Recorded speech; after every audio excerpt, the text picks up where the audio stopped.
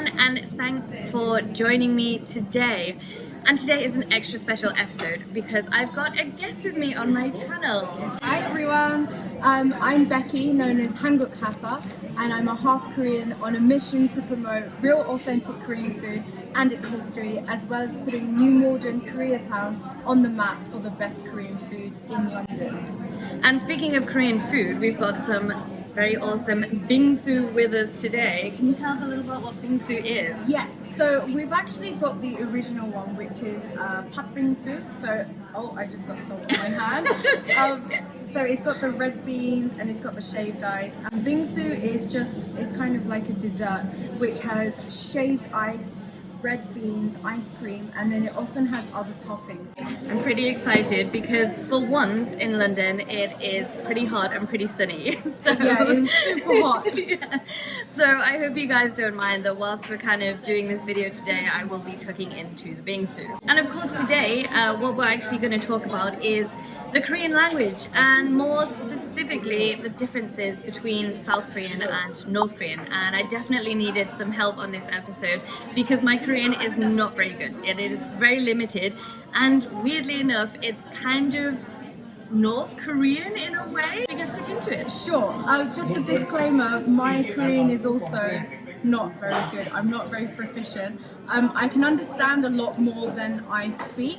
But it is definitely one of my goals to learn Korean. So this will also be really interesting for me to learn about the differences between North and South Korean language. Yeah. Look at that bingsu though. Okay, so the first one that we're going to start with is, how would you say hello to me in Korean? So in Korean, if we were kind of strangers or it was my first time meeting you, I would say 안녕하세요.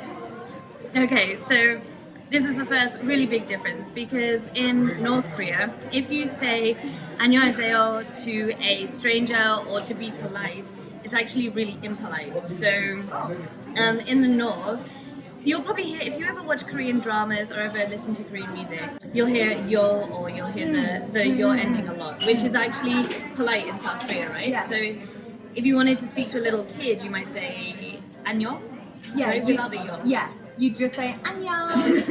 So cute. Because yeah, they're younger. Right, but in the North, it's like even to kind of friends, not so much friends, but like definitely to strangers or people of any age above you, you would definitely use imnida and imnika ending. So like really polite. So in the North, you'd definitely be saying 안녕하십니까. Yeah, it's really politeness endings are very important in North Korea. The next thing is things like Mr. and Mrs. are obviously polite ways to call people in English. In Korean, how would you call me? So my name is Zoe. You might call me.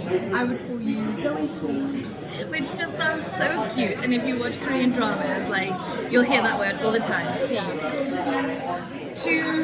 I have to admit, when I knew less about South Korean culture and I'd spent less time watching South Korean dramas, my reaction to she was probably pretty similar, I have to say, to the North Koreans' reaction, which is really cringy. It feels very intimate actually, and very close, which I think, especially with the North Koreans, they prefer to have a little bit of distance. So you definitely won't hear anyone calling each other she.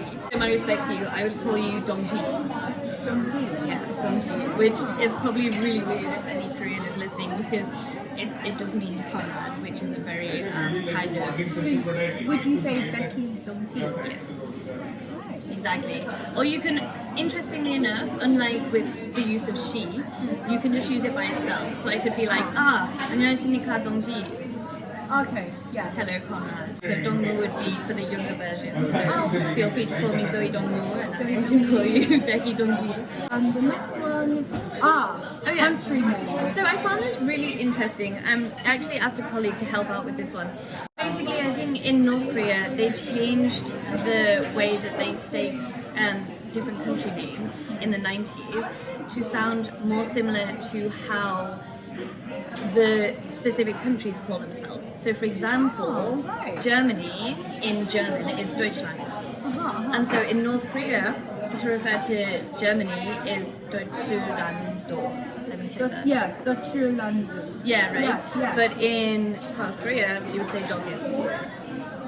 Wow. Yeah. Oh, okay. There's a bit of a weird difference. I hadn't come across it that much. The spelling as well.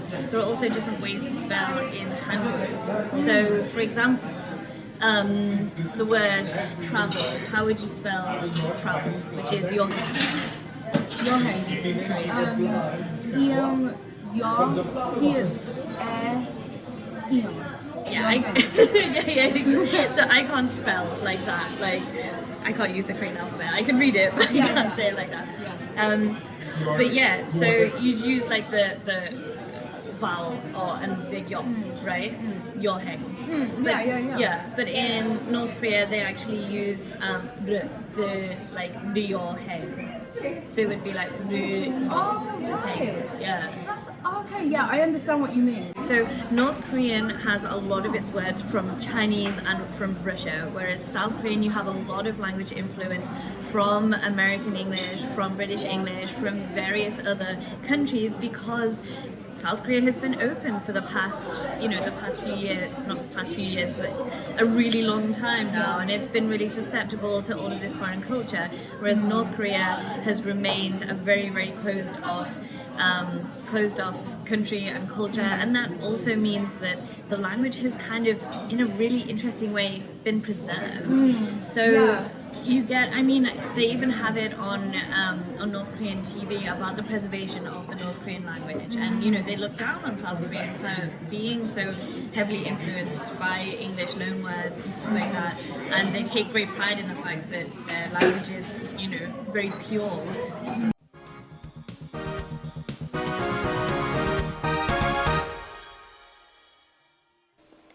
지금 남조선에서는 우리 민족의 자랑이며 제보인 고유한 우리 언어가 사회생활의 모든 영역에서 점점 사라지고 있습니다. 우리말과 외래어가 뒤섞인 잡탕말들이 끊임없이 생겨나고 사회에 만연해서 사람들의 귀를 어지럽히고 있습니다. 남조선에서는 종계와 출판 보도계뿐 아니라 문화예술계와 교육계를 넘어 일상생활 영역에서까지 우리 말과 글이 여지없이 짓밟히고 있습니다. K-팝, 레드벨벳, 모더포크와 같이 악단과 노래 제목 가사에 이르기까지 모두 외래어. 이 화면은 외래어를 강제 주입시키는 교원들과 이를 흉내내는 학생들입니다. 일상생활 용어 1600여 개 중 우리말 단어는 겨우 5%. 웰빙과 우프다 등 외래어와 잡탕말은 95%나 차지하고 있습니다. 90% 이상을 외래어로 도비한 고리의 간판들과 회사 명칭, 상품 이름들. 외국인들과 혼연인들에 의한 외래어의 봄남. If I needed the toilet in North Korea, I would say that I'm going to the 위생실.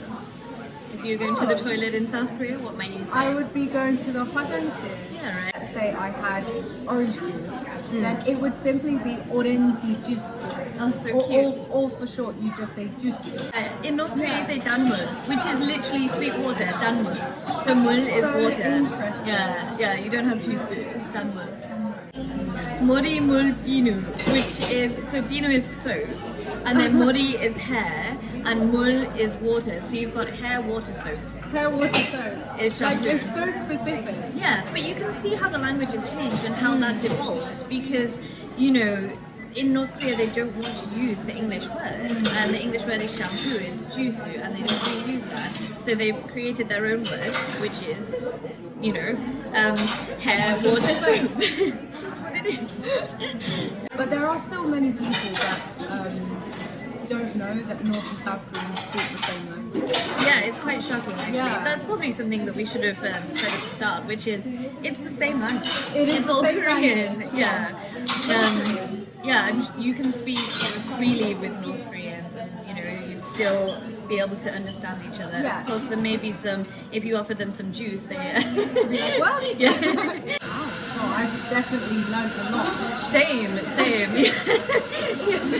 This is a long, but very informative bit of Korean language differences. But I want to end on that note, I think, which is the nicest note, which is, it is the same language. There are these 5 differences, but mainly Korea, you know, was one country not so long ago, and the language remains the same. Yeah. And let's hope in our lifetime we'll see a unification. Yeah.